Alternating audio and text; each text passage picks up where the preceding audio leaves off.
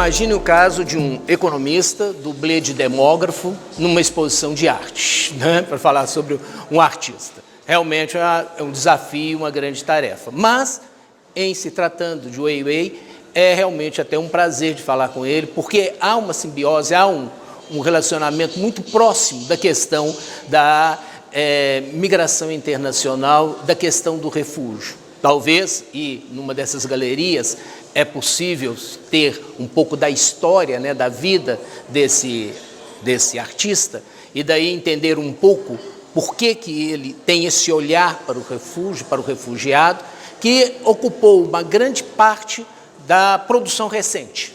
Né? A partir de 2015, quando ele sai da China, finalmente, né, consegue sair da China, ele vai para a Alemanha e aí ele tem o contato com aquele momento, né, que a gente pode dizer quase histórico da humanidade, onde tem a chegada dos imigrantes, a chegada dos solicitantes de refúgio, a fuga da Síria, saindo pela Turquia, chegando de barco, e todo esse fato o impressiona muito. Então nós poderíamos caminhar um pouco. É interessante, e observando a obra aqui, ali nós temos, né, uma série de artesanatos, mas que são brasileiros, mineiros até, e tem algumas peças que nos levam bem nessa ideia do refugiado. Tem um barco ali que nós não teríamos aqui no Brasil, mas se a gente pensar na questão do refugiado, aquele barco nos retrata um pouco essa visão. Isso, é lógico, foram peças produzidas com supervisão dele, mas produzidas por... o artesanato é brasileiro, ok? Então vamos fazer uma caminhada nesse sentido, que a gente sai lá na sala onde temos ali todos os elementos que tratam da questão do refúgio, e a gente vai conversar um pouquinho sobre refúgio. E é lógico, como economista e demógrafo, eu não poderia deixar de falar de números.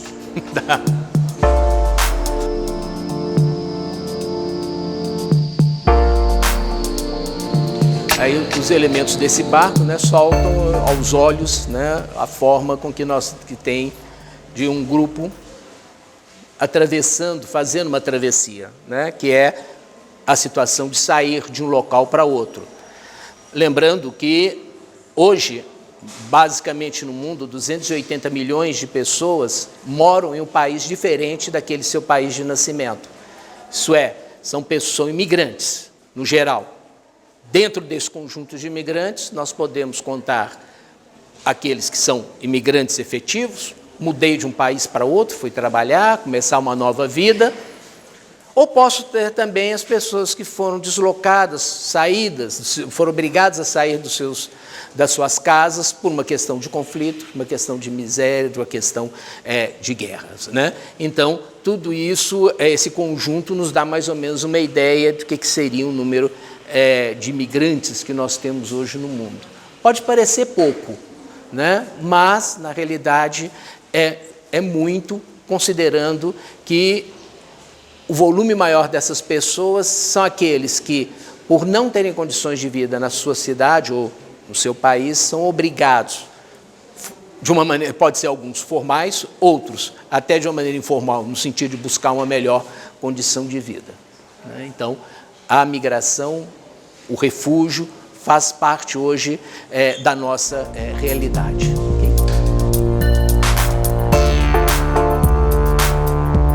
Bem, essa sala aqui é basicamente a sala onde, nessa é a próxima, né, também traz elementos sobre essa questão do refúgio.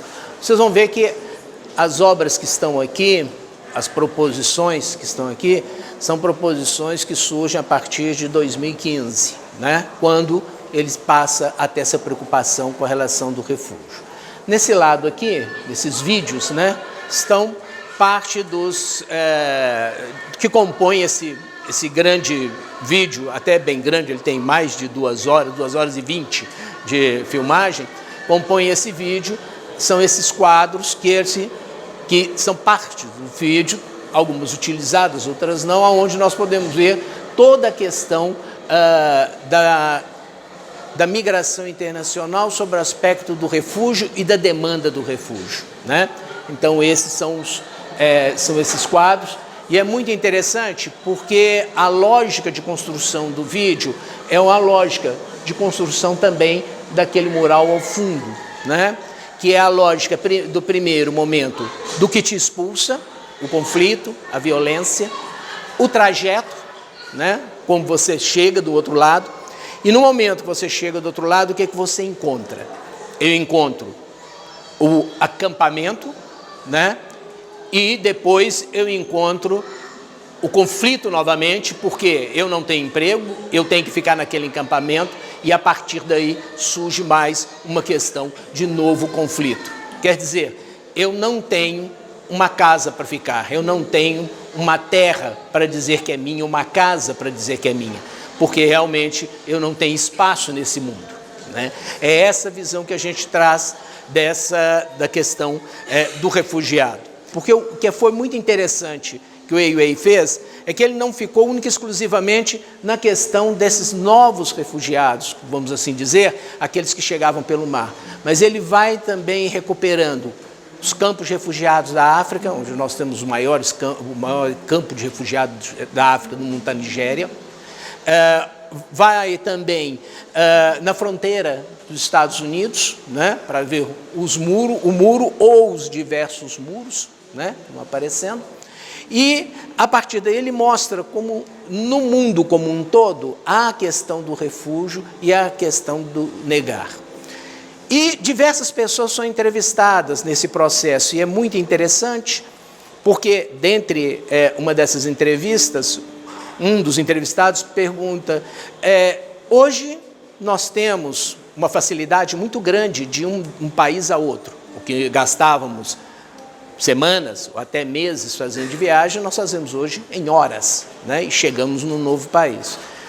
O que talvez esteja acontecendo com o mundo é que ele encolheu. E encolhendo o mundo, nós temos que passar a aprender a conviver com o outro do nosso lado. É a mesma coisa se a gente fizesse uma experiência aqui agora e todos nos juntássemos aqui no meio, nós certamente teríamos que nos adaptar à presença do outro, o que não é preciso nesse momento, já que estamos tão afastados uns dos outros. Então, essa é a ideia de que o mundo, de uma certa maneira, está diminuindo. Eu mencionei para vocês aquela obra, né, da intervenção que ele faz no Festival de Filme de Berlim. Mas ele faz outras intervenções. Uma aqui, num desses vídeos, está mostrando essa criação, que é Landwash, seria a máquina de lavar. O que ele faz? Ele pega várias roupas, sapatos, série de pertences desses refugiados que eles foram deixando pelo caminho, passa por um processo de limpeza, conserto, lavar, e faz uma exposição de mais de 2.000 peças.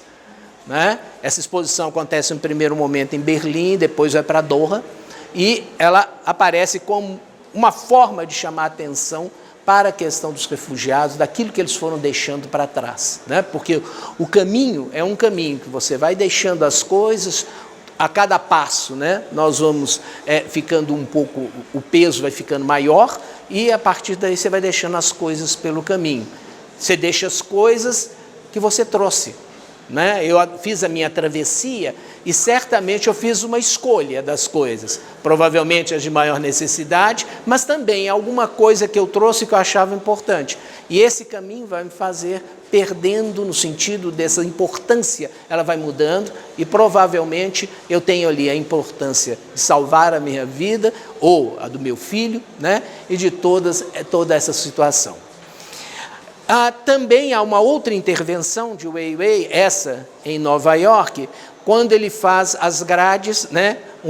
Ele fala a boa grade, que faz bons vizinhos, e no ponto de ônibus ele põe algumas grades, criando uma espécie de um banco, onde as pessoas poderiam sentar e aí se conhecer. Além disso, tem outras grades, outras intervenções que ele faz na cidade, querendo mostrar como é possível você gerar uma situação de falar com o outro, né? Ao mesmo tempo, em um monumento de Washington, ele cria uma situação de uma grade em volta, é um monumento que tem o globo terrestre, ele cria em volta desse globo terrestre uma grade, o que não te permitiria chegar àquela situação de chegar nesse mundo, é aquilo que nos impede de chegar nesse mundo. No entanto, apesar desse engajamento de Weiwei, de toda essa demonstração que ele faz com relação à preocupação com os refugiados, nem tudo foi bem aceito. Ele tem uma foto que não está, porque ali mais à frente nós temos um quadro de fotos, selfies, fotos que ele faz. Tem uma que ele, de uma certa maneira, vai à praia, na Grécia, e deita na areia como aquela criança, Ariane, né? Que foi de 3 anos, que morreu afogada, que foi algo que chamou muito a atenção do mundo. Essa foto dele levou assim, várias críticas contra essa postura, né? Até do exibicionista, a outros adjetivos, né?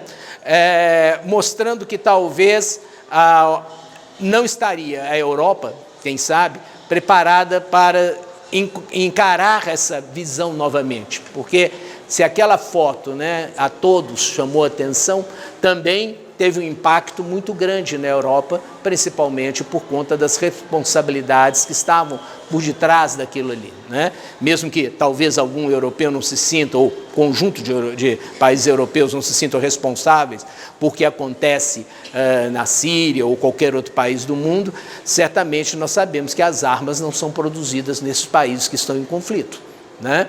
E muitas vezes são países europeus que fornecem a arma para um lado e algumas vezes fornecem para os dois lados, né? No caso da Síria, é evidente que tem lados demais ali para se ter uma ideia de quem que está lutando contra quem. Acho que ali lutam todos contra todos. E essa é uma situação que vem sendo muito colocada em termos, né, da questão do refúgio. E no Brasil, né, nós temos também a situação de refúgio, né? Mesmo que o número de refugiados aqui no Brasil seja muito pequeno, a gente está falando aí de 5 mil pessoas que têm o estatuto de refugiados, nós temos os demandantes de refúgio, que esses aí ultrapassam a centena de milhares. Então, nós temos mais de 100 mil demandantes, tivemos a primeira onda, ou o primeiro grupo dos haitianos, e agora nós temos dos venezuelanos. E nós vemos a cada momento quais são as posições que diversos grupos tomam frente a isso, né? Algumas manifestações, principalmente a partir do mês de janeiro desse ano, de xenofobia, estão muito fortes na sociedade e na política, enquanto que há grupos, principalmente da sociedade civil, que têm trabalhado em favor desse conjunto desses imigrantes que são desses refugiados, né? Porque talvez aquela frase ali, um refugiado pode ser qualquer um, chamado de refugiado, no fundo, pode ser eu, você, porque a gente não sabe o dia de amanhã, né? Principalmente na sociedade em mudança. A gente não sabe qual que vai ser amanhã. Então, no fundo, é uma crise que não é uma crise exclusivamente de um país, mas é uma crise da humanidade.